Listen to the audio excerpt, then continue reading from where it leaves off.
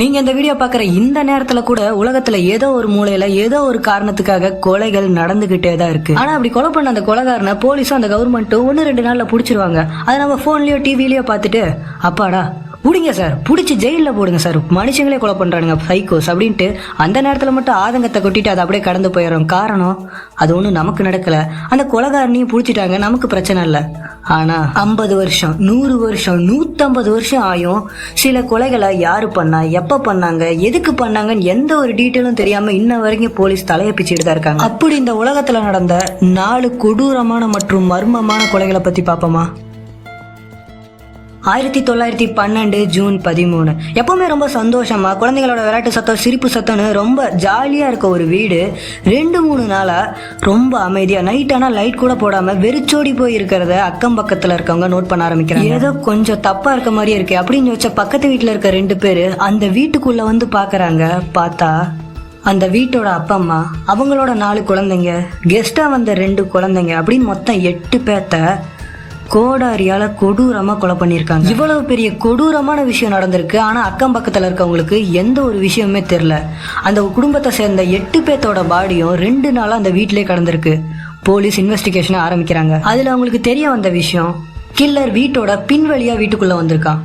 வந்தவன் வீட்டுக்குள்ள 8 பேரும் தூங்கிட்டு இருக்க சமயத்துல ஒரு கோடாரியால எல்லாத்தையும் கொடூரமா கண்டந்தொண்டமா வெட்ட ஆரம்பிக்கிறான். இதுல போலீஸ்க்கு இருக்க மிகப்பெரிய டவுட்டு, அந்த கில்லர் ஒருத்தனா வந்தானா இல்ல ஒரு கூட்டமா வந்தாங்களான்ட்டு. ஏன்னா கில்லர் ஒருத்தங்க 2 பேர்த்த வெட்டும் போதே மிச்சம் இருக்கவங்களா கத்த ஆரம்பிச்சிருப்பாங்க. அக்கம் பக்கத்துல இருக்கவங்களுக்கு அந்த சவுண்டு கேட்டிருக்கும். ஆனா எந்த ஒரு சவுண்டுமே கேட்காம எப்படி 8 பேர்த்தையும் கண்டந்தொண்டமா வெட்டியிருப்பான்? 2வது, அந்த கில்லர் யாரு, எங்க இருந்து வந்திருக்கான், எதுக்காக இப்படி ஒரு கொடூரமான செயலை செஞ்சான்? ஒருவேளை அவன் சீரியல் கில்லரா இல்ல சைக்கோ கில்லரா இல்ல பர்சனல் ரிவெஞ்சா அப்படின்னு எல்லா கோணத்துல இருந்து போலீஸ் விசாரிக்க ஆரம்பிக்கிறாங்க. ஆனா எந்த ஒரு க்ளூவுமே கிடைக்க மாட்டேங்குது. இதுல இன்னொரு முக்கியமான விஷயம், இது நடக்கிறது 100 வருஷத்துக்கு முன்னாடி. கில்லரோட டிஎன்ஏ, கைரேகை இதெல்லாம் வச்சு கில்லரை கண்டுபிடிக்கிற டெக்னாலஜிலாம் அப்ப உருவாகவே இல்லை. போலீஸ்க்கு அந்த வீட்டுல இருந்து கிடைச்ச ஒரே எவிடன்ஸ் அந்த குடும்பத்தோட பாடியும் அவங்களோட ரத்தமும் தான். கொஞ்சம் யோசிச்சு பாருங்களேன், நேத்து வரைக்கும் நம்ம கிட்ட நல்லா பேசிட்டு இருந்த பக்கத்து வீட்டுக்காரங்க இல்ல அவங்கள கொடூரமா கொலை பண்ணியிருக்காங்க. போலீஸ் எந்தெந்த ஆங்கிள் வந்து விசாரிக்கிறாங்க, பக்கத்து வீட்டுக்காரங்க, ரிலேட்டிவ்ஸ், தெரிஞ்சவங்க அப்படின்னு எல்லார்கிட்ட விசாரிச்சாலும் எந்த ஒரு க்ளூவுமே கிடைக்க மாட்டேங்குது. இது நடக்கிறது 100 வருஷத்துக்கு முன்னாடி அமெரிக்காவில் அலாஸ்காங்கிற இடத்துல இருக்க ஒரு வீட்டுல நடக்குது. அந்த காலகட்டத்துல கடவுள் நம்பிக்கை ரொம்ப அதிகம், அதே அளவுக்கு பேய்கள் நம்பிக்கையும் அதிகம். அந்த கொலைகள் எல்லாத்தையும் மனுஷங்க பண்ணியிருக்க மாட்டாங்க, ஏதோ ஒரு சாத்தான் தான் பண்ணியிருக்குன்னு சில பேர் சொல்ல ஆரம்பிச்சாங்க. அதுக்கேற்ற மாதிரியே சில பேர்லாம் அந்த வீட்டை நான் கடக்கும் போது சில அமானுஷமான சத்தம் கேட்கும், அதை நான் ஃபீல் பண்ணியிருக்கேன் அப்படின்னு நிறைய பேர் சொல்லியிருக்காங்க. இப்போ கூட நீங்கள் அந்த இடத்துக்கு போய் பார்த்தீங்கன்னா அந்த வீட்டுக்கு முன்னாடி அங்கே நடந்த கொடூரத்தை பற்றி ஒரு போர்டு வச்சு அந்த வீட்டே ஏதோ ஒரு மியூசியம் மாதிரி பார்த்துட்டு இருக்காங்க. ஆனால் ஏதோ ஒன்று, வரலாற்றிலேயே ரொம்ப ரொம்ப மோசமான விடை தெரியாத கொலைகளில் இது ஒன்று. 1978 அமெரிக்காவில் இருக்க கலிபோர்னியாவை சேர்ந்த ஒரு 5 பேர் ஒரு கார் எடுத்துக்கிட்டு ஒரு வாலிபால் மேட்சை பார்க்க வராங்க. மேட்ச் இன்ட்ரெஸ்டிங்காக போயிட்டு இருக்கு. ஒரு கட்டத்தில் மேட்ச் 6 மணிக்கு முடியுது. இவங்களும் மேட்சை பார்த்துட்டு அவங்க வந்து அந்த கார் எடுத்துகிட்டே கிளம்ப ஆரம்பிக்கிறாங்க. ஆனால் அவங்க வீட்டுக்கு திரும்பலை. 1 நாள் ஆகுது, 2 நாள் ஆகுது, 3 நாள் ஆகுது. இந்த கட்டத்தில் அவங்க வீட்டை சேர்ந்த எல்லாரும் அவங்கள தேட ஆரம்பிச்சிடுறாங்க. போலீஸும் தேட ஆரம்பிக்குது. கரெக்டாக 1 வாரம் கழிச்சு அவங்களோட காரை ஒரு காட்டுக்கு பக்கத்தில் இருக்க ரோட்டில் கண்டுபிடிக்கிறாங்க. இவங்க கார் வந்து நின்றுட்டு இருந்த அந்த காடு எங்க இருக்குன்னா, இவங்க ஃபுட்பால் மேட்ச் பார்த்துட்டு இவங்க போக வேண்டிய வழி இப்படி, ஆனா சம்பந்தமே இல்லாம அப்படியே ஆப்போசிட்ல இந்த காடு வழியா அவங்க காரை ஓட்டிட்டு வந்திருக்காங்க. சரி ஓகே, கார் இங்க இருக்குன்னா கண்டிப்பா இவங்கெல்லாம் அந்த காட்டுக்குள்ளதான் இருக்கணும் அப்படின்னு போலீஸ்லாம் அந்த காட்டுக்குள்ளே தேட ஆரம்பிக்கிறாங்க. ஆனா இதுல இருக்க முக்கியமான பிரச்சனையே அதோட வெதர். அந்த சூழ்நிலை ரொம்ப பனிக்காலமா இருக்கு. நம்ம ஊர்ல இருக்க மாதிரி பகல்ல நல்லா வெயில் அடிக்கும், ராத்திரியில தான் குளிரும், அந்த மாதிரி கணக்கு இல்லைங்க. பனி முட்டிக்கால் வரைக்கும் தேங்கி இருக்கும். ரொம்ப ரொம்ப அதிகமான அளவில் குளிர் இருக்கும். சரியான எக்யூப்மெண்ட்ஸ் இல்லைனா அந்த காட்டுக்குள்ளே சர்வே பண்ணுறது ரொம்ப ரொம்ப கஷ்டம். அவங்களோட பேரண்ட்ஸ்லாம் பதற ஆரம்பிக்கிறாங்க, ரொம்ப வேகமாக தேட ஆரம்பிக்கிறாங்க. தேடுறாங்க தேடிக்கிட்டே இருக்காங்க. ஒரு கட்டத்தில் அவங்கள கண்டுபிடிக்கிறாங்க. ஆனால் அவங்க உயிரோட இல்லை, பனியில உறைஞ்சி அவங்க செத்துருக்காங்க. எப்படின்னா ஒருத்தங்க இங்க செத்துருக்காங்கன்னா இன்னொருத்தங்க 1/2 கிலோமீட்டருக்கு அந்தாண்ட செத்துருக்காங்க, இன்னொருத்தங்க 1/2 கிலோமீட்டருக்கு அந்தாண்ட செத்துருக்காங்க. இந்த மாதிரி எல்லாருமே தள்ளி தள்ளி தான் செத்துருக்காங்க. போலீஸ்க்கு முதல்ல தெரிய வர விஷயம் என்னன்னா, அவங்க கார் எடுத்துட்டு இந்த வாலிபால் மேட்சை பார்க்க வந்திருக்காங்க. வர வரைக்குமே எந்த ஒரு பிரச்சனையுமே இல்லை. வந்து மேட்சை பார்க்க ஆரம்பிக்கிறாங்க, அங்கேயும் எந்த ஒரு பிரச்சனையுமே இல்லை. இத்தனைக்கும் அவங்க டீம் ஜெயிச்சிருக்கு. சந்தோஷத்துல தான் அங்கிருந்து கிளம்பி வந்திருக்காங்க. ஆனா கார் அவங்க வீட்டை நோக்கி போகல, வேற ஒரு திசை நோக்கி போறாங்க. போய்கிட்டே இருக்காங்க. அவங்க பேரண்ட்ஸ் சொல்றது என்னன்னா, இன்ன வரைக்கும் அந்த பசங்களா இங்க இந்த திசையை நோக்கி வர்றதுக்கு சான்ஸே இல்லை அப்படிங்கிறாங்க. அந்த திசையை நோக்கி போயிருக்காங்க. ஒரு கட்டத்துல காரை நிறுத்திருக்காங்க. காரை அவங்க ஒன்றும் நிறுத்தல, கார்ல ஃபியூவல் இல்லை. ஃபியூவல் இல்லாமல் நின்று இருக்கு. திரும்பி பார்த்தா அந்த காரை விட்டு இறங்கி எல்லாருமே அந்த காட்டில் நடந்து போக ஆரம்பிக்கிறாங்க. ஒரு சின்ன குழந்தைக்கு கூட தெரியும் இவ்வளோ பெரிய மோசமான பனி இருக்க சூழ்நிலையில எந்த ஒரு எக்யூப்மெண்ட்டுமே இல்லாமல் அந்த காட்டுக்குள்ளே போனால் கண்டிப்பாக டேஞ்சர் தான் சொல்லிட்டு. ஆனால் இவங்க போயிருக்காங்க. நடந்து போய்கிட்டே இருக்காங்க. அவங்களுக்கு முன்னாடி என்ன ஒரு விஷயம் இருக்குன்னு அங்கே யாருக்குமே தெரியாது. ஆனாலும் அங்கே நடந்து போய்கிட்டே இருக்காங்க. ஒரு கட்டத்தில் முடியாமல் எல்லாருமே ஒரு இடத்துல சுருண்டு விழ ஆரம்பிக்கிறாங்க. அப்படி விழுந்து குளூரில் அங்கேயே உறைஞ்சு செத்து போயிருக்காங்க. இப்போ நமக்கு அந்த போலீஸ்க்கு அவங்க பேரண்ட்ஸ்க்கு இவங்க எல்லாத்துக்குமே இருக்க ஒரே கேள்வி, ஏன் எதுக்கு? போலீஸ்க்கு இதை தாண்டி இதை தவிர வேற எந்த ஒரு க்ளூமே கிடைக்கல. அவங்ககிட்ட இருந்தது எல்லாமே இப்படிதான் நடந்திருக்கும் அப்படிங்கிற தீரி மட்டும்தான். போலீஸ் நம்புற விஷயம் அவங்க எல்லாத்தையும் யாரோ ஒருத்தங்க துரத்தி இருக்கணும்னு. அவங்கள துரத்த ஆரம்பிச்சிருக்கணும். வழி தெரியாம அவங்க காரை எங்கெங்கே ஓட்டி இருக்கணும். ஒரு கட்டத்துல ஃபியூல் தீர்ந்துருக்கு. பக்கத்துல இருக்க காட்டுல அவங்க தப்பிச்சு ஓட ட்ரை பண்ணிருக்கணும். அங்க அவங்க செத்துருக்காங்க. ஆனா இன்வெஸ்டிகேஷன்ல தெரிய வந்தது என்னன்னா, அந்த 5 பேரோட காரும் அந்த வழியா போனதை சில பேர் பார்த்திருக்காங்க. ஆனா பின்னாடி எந்த ஒரு காரும் பைக்கும் துரத்தின மாதிரி யாரும் பார்க்கலன்னு சொல்றாங்க. ஒருவேளை சில பேர்லாம் அவங்களோட காருக்குள்ளே வந்து அவங்கள அப்படியே லாக் பண்ணி இந்த காட்டுக்கு கூட்டிட்டு வந்திருப்பாங்களோன்னு நினைச்சா, அந்த காட்டுல அப்ப ரொம்ப அதிகமான அளவுல பனி பெஞ்சிருக்கு. முட்டி வரைக்கும் பனி இருக்கு. அங்க நடக்கணுங்கிறது ரொம்ப ஒரு பெரிய விஷயம் தான். ஓடணுங்கிறதெல்லாம் சாத்தியமில்லாத ஒரு விஷயம். அப்படி இருக்கும் போது அந்த 5 பேர்த்தோட ஃபுட் பிரிண்ட் மட்டும்தான் அங்கே இருக்குது. எக்ஸ்ட்ரா எந்த ஒரு ஃபுட் பிரிண்ட்டுமே இல்லை. அவங்க ஏதோ கேஷுவலாக மெதுவாக நடந்தால் எப்படி ஒரு ஃபுட் பிரிண்ட் இருக்குமோ அந்த மாதிரி தான் இருக்குது. அவசரப்பட்டு அடிச்சு பிடிச்சிட்டு ஓடி எல்லாம் களைச்சு விட்டு ஓடின மாதிரிலாம் எந்த ஒரு விஷயமே அங்கே இல்லை. ஒருவேளை இவங்க யாரையோ துரத்திருப்பாங்கன்னு பார்த்தா அதே மாதிரி தான். இவங்க காரை சில பேர் பார்த்துருக்காங்க. ஆனால் முன்னாடியும் பின்னாடியும் வேற எந்த ஒரு காரையும் பார்க்கல. ஃபியூவல் இல்லாமல் தான் அந்த காட்டு பக்கத்தில் அந்த கார் நின்றுருக்கு. இவங்க தான் அந்த காட்டுக்குள்ளே இறங்கி போயிருக்காங்க. ஆனால் அவங்கள தவிர அந்த காட்டுக்குள்ள மனுஷங்களோட காலடி தடம் இல்லை. இதை தவிர இது நாள் வரைக்கும் போலீஸ்க்கு எந்த ஒரு க்ளூமே கிடைக்கல. அவங்க எதுக்காக இங்கே வரணும், எதுக்காக இந்த காட்டுக்குள்ள நடந்து போகணும், எதுக்காக சாகணும்னு நினைக்கணும், இந்த மாதிரி எல்லா விஷயமுமே மர்மமாக தான் இருக்கு. ஆனால் அந்த காட்டுக்கு பக்கத்தில் இருக்க ஊர் மக்கள்லாம் இதை பண்ணது கண்டிப்பா ஏலியன்ஸாக தான் இருக்கணும்னு சொல்லியிருக்காங்க.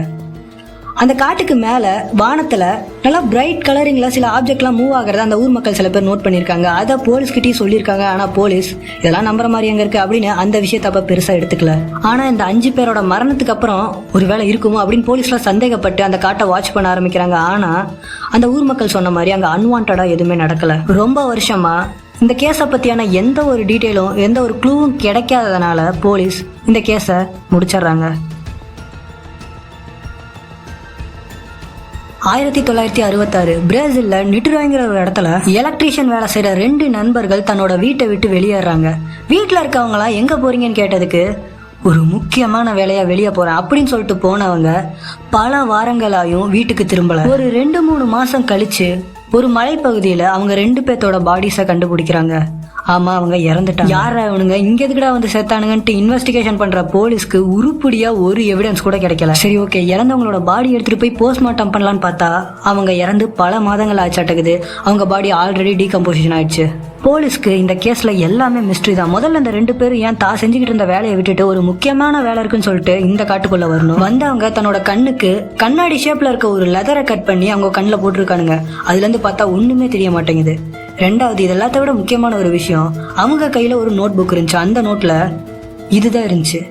பார்க்க ரொம்ப சிம்பிளா தான் இருக்கு. ஆனா இது என்னன்னு இன்ன வரைக்கும் யாராலையும் கண்டுபிடிக்க முடியல. அந்த காட்டுல இவங்க 2 பேர்த்தோட போனத்தை தவிர வேற எந்த எவிடன்ஸும் அங்க கிடைக்கல. போலீஸ் ஊர் மக்கள்லாம் என்ன நினைச்சாங்கன்னா, இவங்க 2 பேரும் ஏதோ ஒரு சடங்கை செஞ்சிருக்காங்க. அந்த சடங்குல இவங்களே கொன்னு இருந்திருக்காங்க.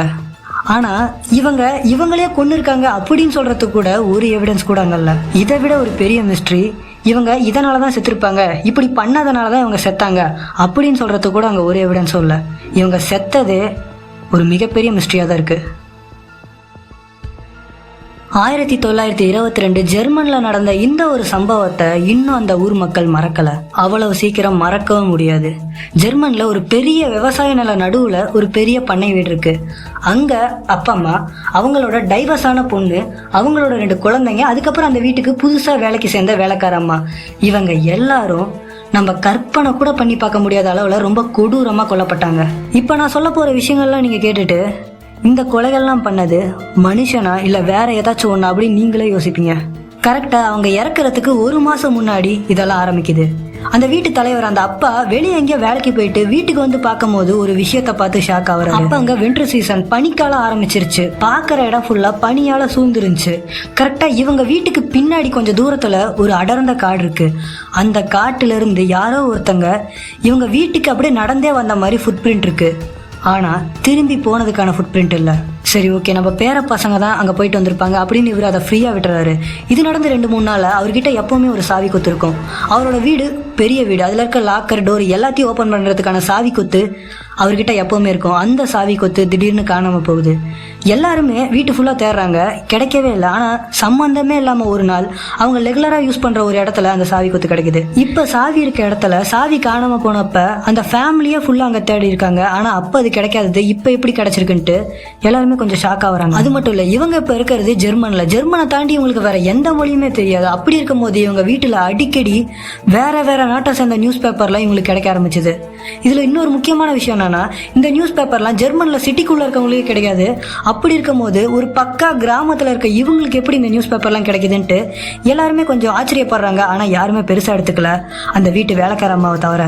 இந்த வீட்டில் வியாடாக நடக்கிற இந்த விஷயத்தை எல்லாமே அந்த வேலைக்கார லேடி அதிகமாக நோட் பண்ணியிருக்காங்க. ஏன்னா இந்த வீட்டோட அப்பா அம்மா 2 பேருமே வேலைக்கு போயிடுவாங்க. அவங்க டைவர்ஸான பொண்ணு, அவங்க 2 பசங்களும் சர்ச்சுக்கு போயிடுவாங்க. இந்த வேலைக்கார லேடி மட்டும்தான் அந்த அவ்வளோ பெரிய வீட்டில் தனியாக வீட்டு வேலை செஞ்சுட்டு இருக்காங்க. அப்பா அவங்க நிறைய அமானுஷமான விஷயங்களை ஃபீல் பண்ணியிருக்கிறதா சொல்லியிருக்காங்க. அவங்களுக்கு நல்லாவே தெரியும் அவ்வளோ பெரிய வீட்டில் அவங்க மட்டும்தான் தனியாக இருக்காங்கன்னு. ஆனால் அந்த வீட்டில் யாரோ பேசிக்கிற மாதிரியும் அங்கிட்டு இங்கிட்டுன்னு ஓடுற மாதிரி சத்தங்களும் அவங்களுக்கு ரொம்ப அதிகமாக கேட்டிருக்கு. ரொம்ப பயந்து போன அவங்க, போங்கடா நீங்களும் வேணாம் உங்கள் வேலையும் வேணான்னு அவங்க வேலையை ராஜினாமா பண்ணிட்டு அங்கேருந்து போயிருக்காங்க. கரெக்டாக இது நடந்து 1 வாரத்துக்கு அப்புறம் புது வேலைக்கார லேடியை அப்பாயிண்ட் பண்ணுறாங்க. அந்த அப்பாயிண்ட் பண்ண அடுத்த நாள் அந்த வேலைக்கார அம்மா, அந்த வீட்டோட அப்பா அம்மா, அவங்களோட பொண்ணு, அந்த பொண்ணோட 2 குழந்தைங்க எல்லாருமே கொடூரமாக கொல்லப்படுறாங்க. நீங்கள் இதுக்கு முன்னாடி பார்த்த மர்டர்ஸ்லையும் சரி, இதுக்கு மேலே பார்க்க போகிற மர்டர்ஸ்லையும் சரி, இந்த குடும்பத்துக்கு தான் ரொம்ப ரொம்ப ரொம்ப கற்பனை கூட பண்ணி பார்க்க முடியாத அளவுக்கு கொடூரமாக கொண்டு இருக்காங்க. அந்த வீட்டோட அப்பா அம்மா 2 பேர், அவங்களோட டைவர்ஸான பொண்ணு, அந்த பொண்ணோட பொண்ணு, மொத்தம் 4 பேத்தையும் அந்த வீட்டில் கால்நடைகளை வளர்க்கறதுக்காக ஒரு ஷெட் இருக்கு. அந்த ஷெட்டில் கோடாரி, சுத்தியல் இது 2த்தையும் யூஸ் பண்ணி இங்கேயே கொண்டு போடுறாங்க. மிச்சம் இருக்க அவங்களோட சின்ன பொண்ணு, அந்த வீட்டுக்கு அன்னைக்கு தான் வேலைக்கு சேர்ந்த அந்த வேலைக்கார லேடி, இவங்க 2 பேத்தையும் அந்த வீட்டோட பெட்ரூமில் வச்சு கொள்றாங்க. அதுலேயும் பெட்ரூமில் வச்சு கொண்ட அந்த குட்டி பொண்ணு தன்னோட குடும்பத்தை தன் கண்ணு முன்னாடியே வச்சு கொன்னதுனால மைண்ட் அளவில் ரொம்ப டிஸ்டர்ப் ஆகி தன்னோட முடியை தானே பிச்சுக்கிட்ட மாதிரி அந்த பொண்ணோட கை ஃபுல்லாக அந்த பொண்ணோட முடிகளாக இருந்துச்சு. ஓகே, அந்த குடும்பத்தையே கொண்டுட்டாங்க. இது எப்படி போலீஸ்க்கு தெரிய வந்துச்சுன்னா, தூரத்தில் வேற ஒரு இடத்துல இருக்க அவங்க ரிலேட்டிவ் இந்த குடும்பத்துக்கு லெட்டர் போட ஆரம்பிச்சிருக்காங்க. 4 லெட்டர், ஒவ்வொரு நாளும் ஒவ்வொரு லெட்டர் போட ஆரம்பிச்சிருக்காங்க. அந்த லெட்டர் எல்லாத்தையும் ஒருத்தர் எடுத்துகிட்டு வந்து அந்த வீட்டோட போஸ்ட் பாக்ஸில் போட்டிருக்காரு. அப்போ தான் அவர் நோட் பண்ணுறாரு, ஃபர்ஸ்ட் நாள் போட்ட லெட்டரும் அங்கே தான் இருக்குது, 2வது நாள் போட்ட லெட்டரும் அங்கே தான் இருக்குது, 3வது நாள் போட்ட லெட்டரும் அங்கே தான் இருக்குது. யாருமே வந்து அந்த லெட்டர் எடுக்கலன்ட்டு. என்னடா அது 4 லெட்டருமே இங்கே இருக்குது, இவங்க எடுப்பாங்களா மாட்டாங்களா மறந்துட்டாங்களா அப்படின்னு அந்த ஆள் அந்த 4 லெட்டரையும் எடுத்துகிட்டு போய் வீட்டிலே கொடுத்துடலான்னு வீட்டுக்கு வந்து பார்க்கும்போது தான் அந்த வீட்டில் நடந்த கொடூரம் அவருக்கு தெரியுது. உடனே போலீஸ்க்கு ஃபோன் பண்ணுறாரு. அப்போ போலீஸ் அவர்கிட்ட ஒரு கேள்வி கேட்குறாங்க, நீ முதல் நாள் ஒரு லெட்டர் எடுத்துகிட்டு வந்தா ஓகே, 2வது நாள் ஒரு லெட்டர் எடுத்துகிட்டு வர, அப்போ முதல் நாள் லெட்டரு அங்கே தான் இருக்குது, சரி ஓகே நாளைக்கு எடுத்துப்பாங்கன்னு நினச்சிக்கிட்டு நீ அந்த லெட்டர் அங்கே வச்சுட்டு போயிடுற. 3வது நாள் நீ ஒரு லெட்டர் எடுத்துகிட்டு வர, அப்போ நீ வச்ச முதல் 2 லெட்டரும் அங்கே தான் இருக்குது. என்னடா அதுன்ட்டு நீ முதல்ல அப்பயே நீ போய் உள்ள லெட்டர் எடுத்துகிட்டு போய் கொடுக்க வேண்டியதானே, எதுக்கு 4வது நாளில் தான் எடுத்துகிட்டு போய் கொடுத்த அப்படின்னு அவர்கிட்ட அந்த கேள்வி கேட்டால், அதுக்கு அவர், நான் எப்போவுமே இன்னைக்கு மொத்தம் 4 நாள் வந்திருக்கேன், அந்த 4 நாளுமே கரெக்டாக 10 மணிக்கு தான் வந்தேன். அந்த 10 மணி நான் வர டைமில் அந்த வீட்டோட கிச்சனோட சிம்னிலேருந்து புகை வந்துட்டு இருந்துச்சு. கிச்சனில் சமைச்சிக்கிட்டு இருந்தால் மட்டும்தான் அந்த கிச்சன் சிம்னிலேருந்து புகை வரும். வீட்டில் யாரோ இருக்காங்க, சமைச்சிக்கிட்டு இருக்காங்க, அப்புறம் வந்து எடுத்துப்பாங்கன்னு நினச்சிக்கிட்டு தான் நான் 3 நாளும் அதை வச்சுட்டு போனேன் அப்படின்னு சொன்னேன். பார்த்தா 3 நாள் அந்த வீட்டில் யாரோ சமைச்சு சாப்பிட்டுட்டு இருந்திருக்காங்க. அது மட்டும் இல்லை, அந்த வீட்டு கால்நடைகளுக்கு எல்லாம் வேலைக்கு சாப்பாடு வச்சுட்டு இருந்திருக்காங்க. இது எல்லாமே அந்த வீட்டில் இருக்க அந்த குடும்பத்தோட புறங்களுக்கு நடுவில். இப்போ நீங்கள் பார்த்துட்டு இருக்க இந்த நேரம் வரைக்கும் இந்த குடும்பத்தை ஏன் கொன்னாங்க, எப்படி தப்பிச்சு போனாங்கன்னு எந்த ஒரு ஆதாரமும் இன்ன வரைக்கும் கிடைக்கல. இந்த உலகம் நம்ம கற்பனை கேட்டாத அளவுக்கு மர்மத்தையும் வச்சிருக்கு, அதில் நிறைய அரக்கர்களையும் வச்சிருக்கு.